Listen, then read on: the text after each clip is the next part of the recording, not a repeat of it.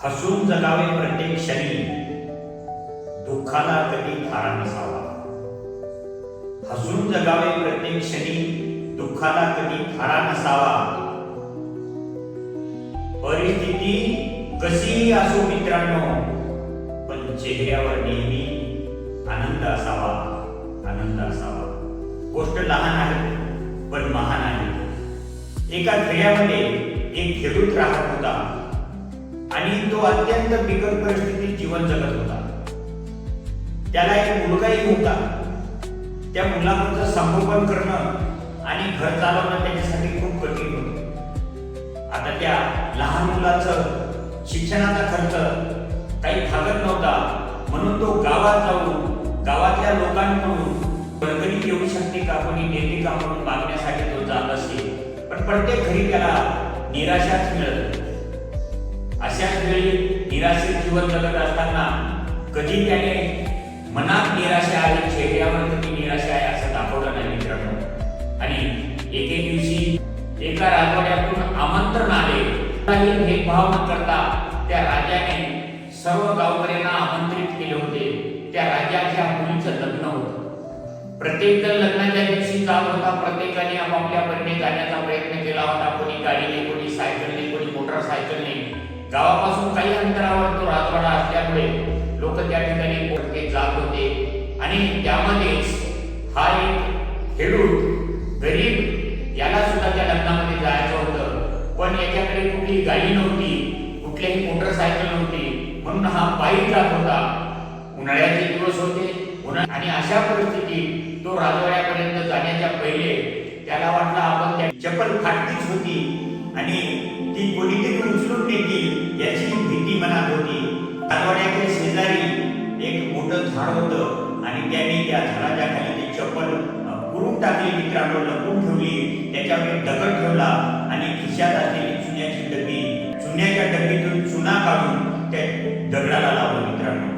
आणि तो लग्नात गेला. त्या ठिकाणी लग्न वगैरे झालं, सुंदर असं लग्न लागलं. सर्वांनी जेवण वगैरे केलं आणि परतीच्या मार्गानं वापस निघाले. आणि तोही माणूस, तोही खेडूत परत निघाला. पण त्याच्या मनात एकच चिंता होती, माझी चप्पल तिथे आहे की नाही, मनात शंका होती. जाऊन पाहतो तर काय, अंतरावरूनच त्या झाडाखाली त्या दगडाचं दर्शन घेत होते. आणि दगडाचं दर्शन घेत असताना याने दूरूनच पाहिलं, अरे या ठिकाणी तर मी चप्पल ठेवली होती आणि लोक दर्शन घेत आहेत. म्हणून तो बाजूच थांबला आणि बाजू थांबल्यानंतर संध्याकाळ झाली आणि संध्याकाळ झाल्यानंतर तो घरी गेला. दुसऱ्या दिवशी परत आला.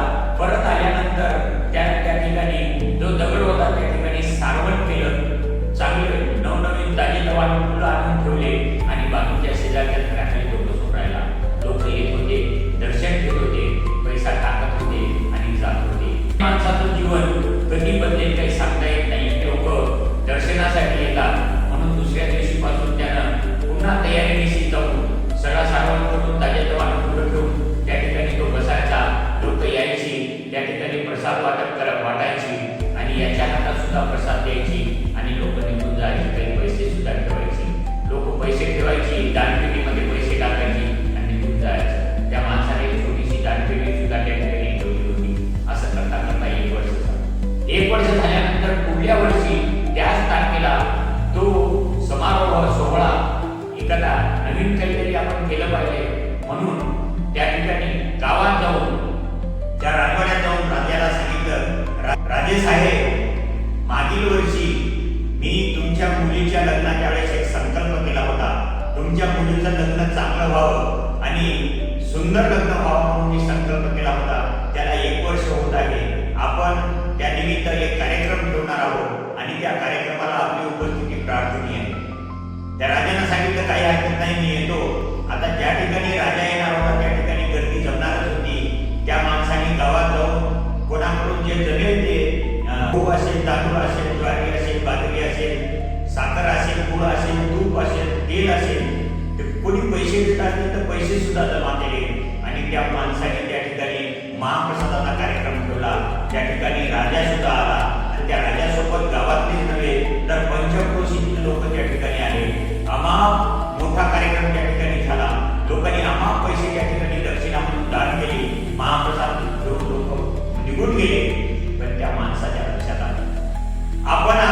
आपल्याकडे जे जीवन जगत होतो त्या जीवनामध्ये आपल्याला कधी सुख मिळालं नाही आणि उतार वयात एवढा मोठा पैसा आपण काय करायचा म्हणून त्यांनी संकल्प केला आणि त्या दिवसापासून त्या मंदिरात येणारा पैसा गोरगरिबांच्या मुलांच्या शिक्षणासाठी तो पैसा वापरायला लागला आणि असं करता करता एक दिवस त्या गावाचं रूपांतर सुंदर असं शिक्षणमय झालं, सुंदर असं गाव आणि त्या गावात शिकणाऱ्या लोकांची संख्या वाढत गेली आणि त्या गावात चांगल्या प्रकारचं दर्जेदारचे शिक्षण मिळू लागलं. ही एकच किमया त्या माणसाच्या मनात कशी आली माहीत नाही, पण जीवन बदलायला वेळ लागत नाही. आपण आशेवर असलो पाहिजे, आशा कधी ना कधी पूर्ण होत असते आणि त्या पूर्ण झालेल्या आशेवर आपण ठामपणे निश्चयपणे काम केलं पाहिजे. अशी एक छोटीशी गोष्ट या कथेतून सांगता येईल. मित्रांनो, कितीही गरीब असला तरीही एक दिवस त्याचा टिकतो. तशाच प्रकारचं एखाद्या वर्षी शेती टिकली नाही म्हणजे शेतकरी शेतीचा धंदा सोडून देत नाही. तो हाडाची काढत करतो, रक्ताचं पाणी करतो, नित्य नियमानं पेरणी करतो आणि समाधानी होतो. तशाच प्रकारचं जीवनात अशा काही घटना घडतात. त्या घटना माणसाचं मन विचलित करत असतात. कुठल्याही प्रकारचं माणसानं धैर्य न खचू देता हिमतीनं जगण्याचा प्रयत्न केला पाहिजे. कारण एक ना एक दिवस आपल्या स्वप्नांना मोठी संधी मिळत असते आणि त्या संधीचा आपण फायदा घेतला पाहिजे, फायदा घ्यावा. अशी एक छोटीशी गोष्ट या ठिकाणी सांगून थांबतो. नमस्कार. आणि आपण या पर्यावरणाचा समतोल राखण्यासाठी प्रत्येकाने